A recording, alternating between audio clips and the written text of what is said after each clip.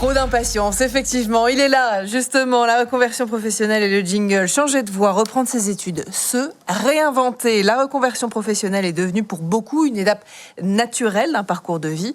Aujourd'hui, c'est vrai, on ne choisit plus forcément un métier pour la vie, mais parfois plusieurs vies dans un même parcours, plusieurs métiers. Et derrière chaque reconversion, eh bien, il y a une histoire. Les écoles et les universités l'ont bien compris. Elles ouvrent désormais leurs portes aux profils aux transitions, aux étudiants en reprise d'études et aux professionnels qui veulent acquérir de nouvelles compétences. Alors comment faire concrètement? Quelles formations existent? Quelles aides? Quels dispositifs? Quels accompagnements? Et puis surtout, comment oser franchir le pas sans tout recommencer de zéro? Ben voilà, sacré programme. Et ben on en parle justement dans cette séquence avec notamment vous, Jonathan Pinet. Bonjour. Bonjour. Bienvenue sur le plateau. Vous êtes le directeur général de l'École européenne du numérique. Et vous êtes accompagné de Tissem Mamouze. Bonjour Tissem. Vous êtes étudiante technicien supérieur système et réseau. Vous connaissez le principe, vous avez 2 minutes pour nous pitcher votre école et puis ensuite on passe aux questions-réponses. Très bien. Eh bien, je suis le directeur général de l'École européenne du numérique. On est un organisme de formation 100% à distance et on accompagne, comme vous l'avez mentionné, des salariés en reconversion professionnelle vers les métiers du numérique. On forme notamment sur 2 métiers, celui de chef de projet IA et de technicien réseau, des métiers qui sont en forte demande aujourd'hui. Et notre mission, c'est d'accompagner ces reconversions à travers des formations intensives en l'espace de 6 mois, entièrement finançables. Et donc, je suis accompagné de Tissem, qui suit une de nos formations.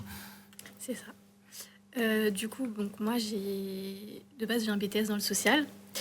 J'ai pas vraiment continué dans ce domaine. J'ai été plutôt embauchée dans une ESN où j'ai effectué plusieurs missions en tant que coordinatrice de projets, dont dans des entreprises qui touchaient justement au domaine du réseau. Donc c'est à ce moment-là que j'ai voulu effectuer une reconversion pour pouvoir acquérir des compétences supplémentaires et avoir les diplômes nécessaires pour pouvoir évoluer dans ce domaine et aller plus dans le côté technique, du coup, acquérir plus de compétences dans ce domaine. Alors, je mentionnais des dispositifs de financement. Il en existe un, notamment Transition Pro, et qui permet à des salariés du secteur privé de solliciter une demande de financement avec maintien de salaire pour la durée de la formation. Donc, comme Tissem, si vous êtes éligible et que vous remplissez donc les conditions, vous pouvez prendre un congé formation qui vous permet de suivre la formation à temps plein durant l'espace de ces 6 mois. Et ben voilà, il vous reste 20 secondes. Est-ce que vous avez quelque chose à ajouter? Sinon, on passe aux questions-réponses. Non, écoutez, c'est une école qui est vraiment centrée sur la pratique, les projets. L'objectif, en premier lieu, c'est de trouver un emploi par la suite. Donc, on a vraiment à cœur d'inscrire des projets tout au long de la formation. Gong. Bravo. Félicitations. Alors, on entend beaucoup parler d'intelligence artificielle. Vous en êtes évidemment au cœur aussi, en formant vos étudiants, qui sont donc des salariés en reconversion, on le rappelle. En quoi vos formations, elles permettent à des adultes, justement, en reconversion, à vos élèves, de profiter de cette révolution plutôt que de la subir? Oui, on entend beaucoup parler d'intelligence artificielle dans nos vies. Ça bouleverse de nombreux métiers, y compris des métiers dans le numérique. Donc l'enjeu, c'est d'apprendre à maîtriser les compétences, à la fois techniques, mais pas que, pour justement rester pertinent sur le marché de l'emploi. On entend souvent que l'IA va bouleverser les métiers, c'est vrai. Mais c'est avant tout ceux qui maîtrisent l'IA qui vont remplacer ceux qui ne la maîtrisent pas. Donc. Oui, non, je vous en prie. Donc. Donc oui, effectivement, l'enjeu c'est de former des professionnels qui soient capables à la fois de maîtriser ces outils et de les orchestrer pour répondre à des vrais besoins métiers dans les entreprises. On va prendre dans un instant la question dans le chat. Juste avant, éclairez-nous là. Vous avez parlé de chef de projet IA. C'est la formation que vous proposez. Ça consiste en quoi ? Alors, c'est une formation qui consiste justement à savoir orchestrer des solutions d'IA pour répondre à des besoins réels en entreprise. Alors, c'est pas que technique, c'est de la gestion de projet qui consiste à coordonner des équipes en entreprise, identifier des cas concrets, définir des process, automatiser des nouveaux workflows pour vraiment bénéficier des effets productifs de l'IA. Et ça, c'est des métiers qui sont en forte demande. C'est une croissance à 2 chiffres en France aujourd'hui. Flo, dans le chat, nous demande quel est le rythme.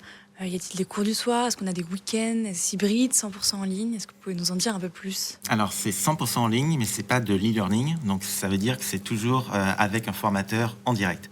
Donc, le matin, on a des cours théoriques où on apprend donc les fondamentaux du métier, de la formation. Et l'après-midi, on a des exercices pratiques pour mettre en œuvre directement ce que l'on apprend. Donc, c'est du lundi au vendredi, toute la semaine, et en l'espace de 6 mois. À qui s'adressent vos formations? Est-ce qu'il faut déjà avoir un bagage technique au départ? Alors, pas nécessairement. Ouais. On s'adresse d'abord à des adultes en reconversion, comme Tissem. Mais ce qui est important, au-delà du bagage technique, c'est la motivation. Donc, c'est une formation qui est longue, qui est exigeante. Il faut savoir dans quoi on s'engage avant de se lancer dans 6 mois de formation. Donc, plus que la technique, ça va être vraiment la cohérence du projet qui va primer au départ. Tissem, en quelques mots, sur votre ressenti, retour d'expérience sur cette formation. Effectivement, ça demande beaucoup de travail personnel, puisqu'il y a la partie théorique, mais il y a aussi la partie pratique, où même si on n'a pas forcément le bagage technique, on peut facilement apprendre en s'investissant, en pratiquant en fait. Mais après, oui, ça demande beaucoup de motivation aussi, puisque c'est à distance. Donc, on n'est pas forcément en cours avec d'autres élèves. Ça demande aussi d'être cohérent au niveau des cours, de bien suivre, hein, parce qu'à la maison, on peut facilement être dispersé.